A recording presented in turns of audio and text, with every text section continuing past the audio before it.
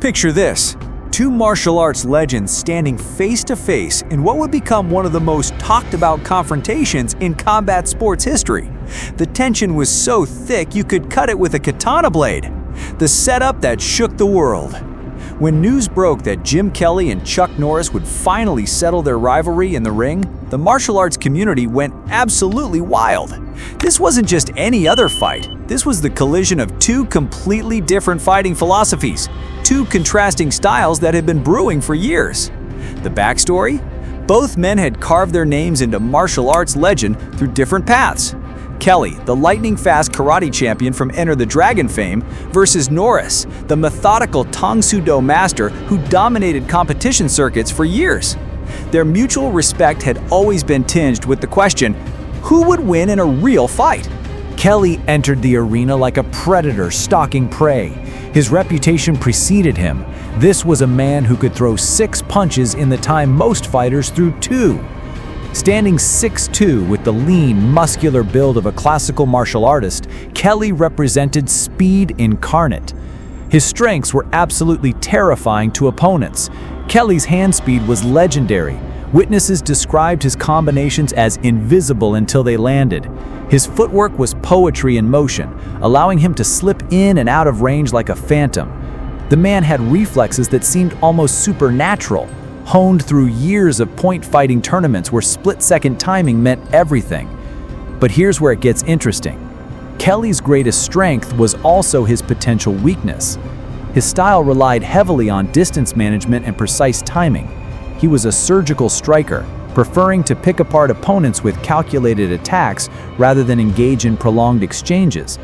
This approach had served him well in tournaments, but against a pressure fighter it could become problematic.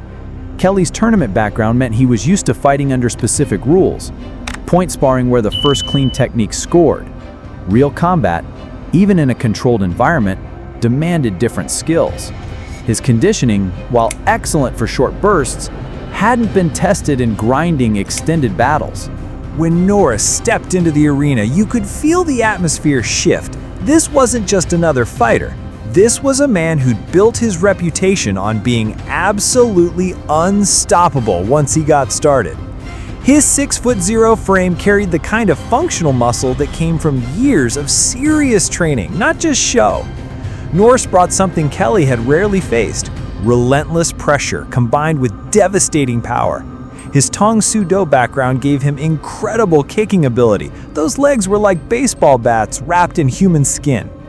His tournament record spoke volumes, multiple world championships across different organizations with a fighting style that simply overwhelmed opponents through sheer determination. The man's conditioning was legendary. Stories circulated about his training regimen, hours of kicks, thousands of repetitions, the kind of dedication that bordered on obsession. Norris could maintain high-intensity output for extended periods, something that gave him a massive advantage in longer fights.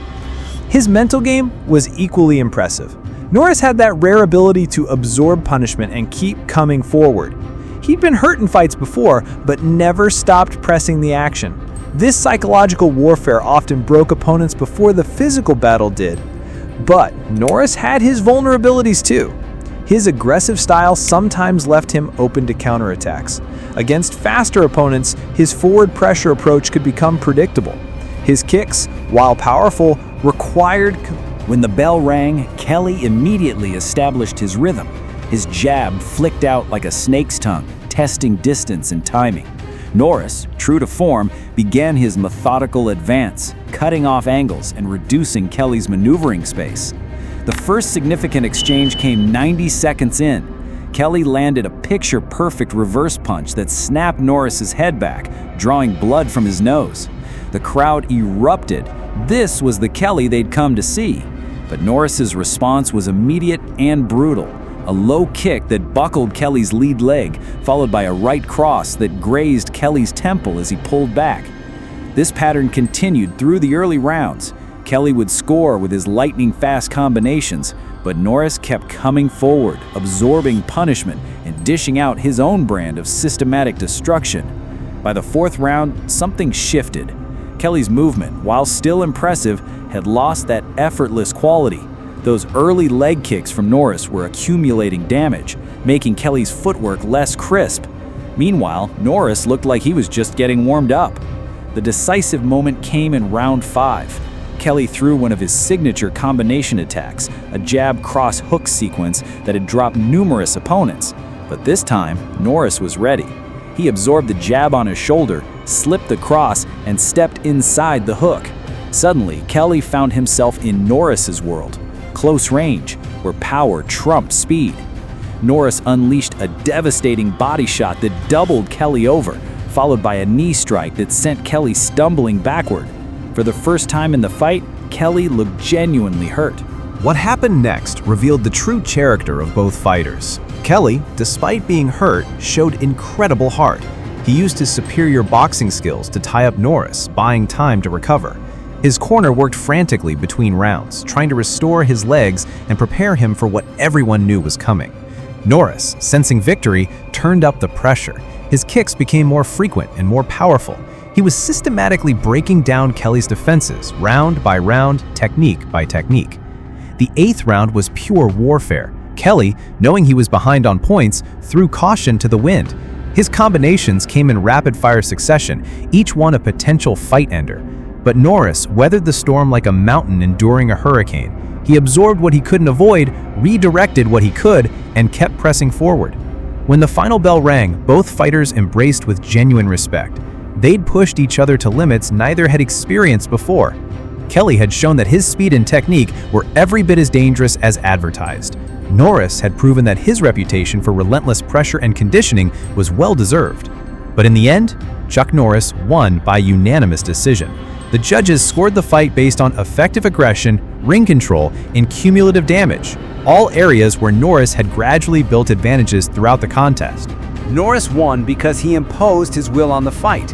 While Kelly had moments of brilliance, Norris controlled the overall pace and direction of the battle.